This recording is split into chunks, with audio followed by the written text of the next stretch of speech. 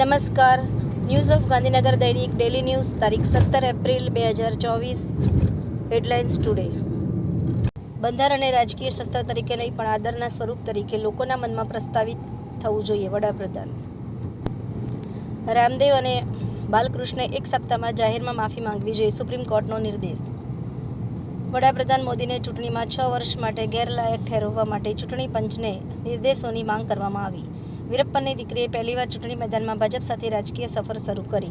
પથ્થરમારો, ગોળીબાર ભૂતકાળની વાત છે. હવે આતંકવાદ તેના છેલ્લા શ્વાસો ગણી રહ્યા છે. શાહ. તંત્રીલેખ. નેતાઓ કોંગ્રેસ છોડી રહ્યા છે કે કોંગ્રેસ નેતાઓને છોડી રહી છે? ગીરના સાવજો નહીં રહે તરસ્યા કૃત્રિમ વોટર પોઇન્ટ્સ તૈયાર કરવામાં આવ્યા. કોંગ્રેસે હંમેશા તૃષ્ટિકરણની નીતિ અપનાવી છે. મુખ્યમંત્રી એન બિરેનસિંહ.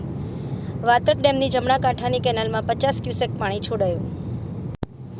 અયોધ્યામાં રામનવમીએ ભગવાન રામને 1,11,111 કિલો લાડુનો ભોગ ધરાવાશે. અમદાવાદમાં બોડકદેવ વિસ્તારમાં મહિલાને કેફી પદાર્થ પીવડાવી દુષ્કર્મ કર્યું. આપની આજ ખૂબ જ સુંદર વાંચવા જેવો લેખ.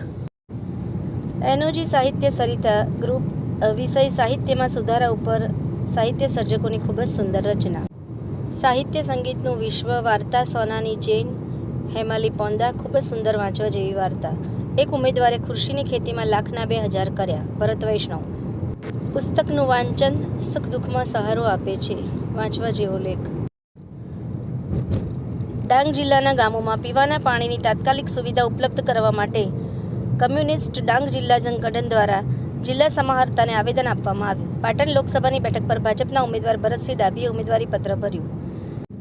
મોટી જનમેદની જન સમર્થન સાથે બનાસકાંઠા, સુરેન્દ્રનગર, બારડોલી, જામનગર લોકસભાના કોંગ્રેસ પક્ષના ઉમેદવારશ્રીઓએ ફોર્મ ભર્યા.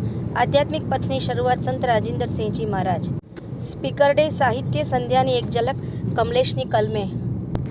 આણંદ જિલ્લામાં તાપમાનનો પારો 40 ડિગ્રીએ પહોંચ્યો. આભાર. મીનાક્ષી રાવલ, ગાંધીનગર. ન્યૂઝ ઓફ ગાંધીનગર દૈનિક જન ફરિયાદ ન્યૂઝ.